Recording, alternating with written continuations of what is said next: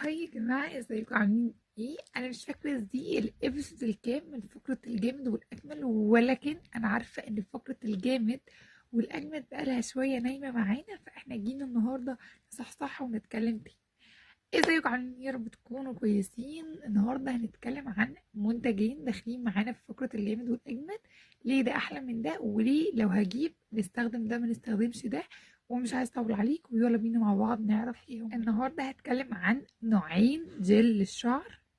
النوعين النوعين مش وحشين، بس طبعا بيبقى فيهم واحد مفضل اكتر، او بيبقى فيه واحد احسن من التاني. اول واحد هتكلم عنه وهو بتاع بايو سوفت. الكيرل العادي بايو سوفت غنية عن التعريف، غنية غنية غنية. وحرفيا ده من اكتر الجل اللي ممكن تستخدميها للشعر، وهيديكي نتيجة جبارة.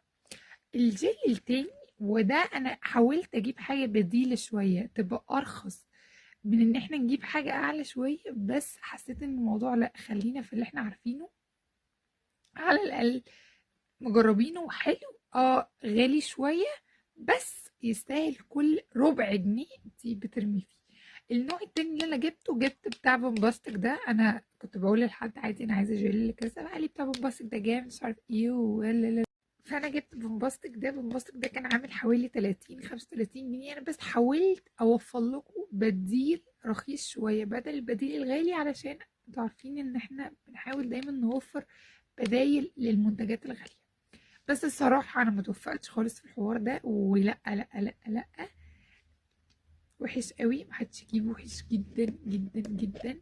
ريحه تقل وتقل، ملمسه تقيل قوي، ملمسه حتى قذر جدا ان انا اوريهولكم. فبصوا، ريحته بشعه بشعه بشعه، انا فتحته ريحته بشعه قوي للشعر. فلو هتكلم عن جامد واجمد، فده لا لا لا، ولا جامد ولا اجمد. بس انا حاطط الاتنين في مقارنه عشان اقول قد ايه ان حرفيا بايو سوفت مفيش زيه مفيش زيه مفيش زيه. فلو هتكلم عن الاتنين، ده لا لا لا، هو اسمه بوستك. لو جه قدامك اوعي تشتريه لاي سبب من الاسباب، وما تسالنيش ليه خالص خالص. فمعلش معلش، انا اسفلك جدا، بس تعالي على نفسك شويه وحوشي شويه وهاتي. فيوسف هيقعد معاكي كميته كبيرة جدا. انا لما جبته قعد معايا كمية كبيرة جدا، لدرجة ان كان الوقت قرب ينتهي، يعني الاكسباير بتاعته قربت تخلص. وانا ما كنتش لسه خلصت، لاني ما بعملش كارلي كتير في الشهر، فما بكونش في احتياج للجل كتير. فلو على الكمية هيقعد معاك كتير قوي، بس انتي خلصيه. وي انتظروا الفترة الجاية، هنزل لكم ازاي احنا نعمل جل في البيت، ويبقى طبيعي بمكونات طبيعية ومغذي للشعر برضو، واوفرلك بكتير من بره. فلو هتكلم عن الاتنين، فبنبص اعتبروه مجاش خالص مجاش خالص.